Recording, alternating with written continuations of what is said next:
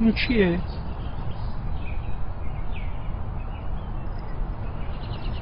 گنجشک.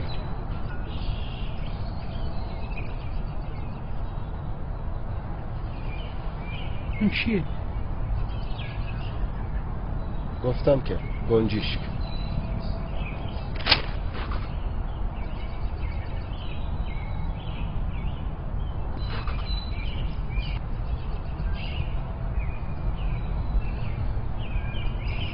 اون چیه؟ پدر اون یه گنجشکه. گنجشک. اون چیه؟ چند بار بهت بگم یه گنجشکه، چرا نمیفهمی؟ کجا میری؟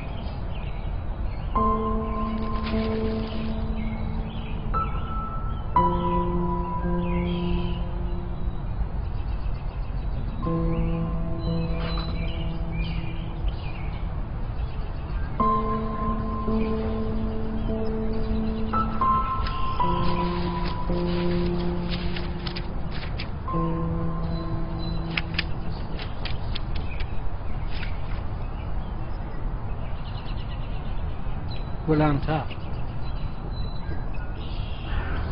امروز پسر کوچک من که چند روز پیش 3 سالش شد همراه من در پارک نشسته بود که یک گنجشک جلوی ما نشست.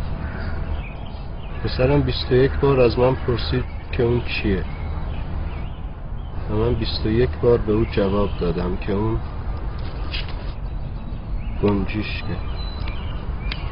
هر بار که اون این سوال تکراری رو میپرسید من در آغوش میگرفتمش و به او پاسخ میدادم بدون اینکه عصبانی بشم.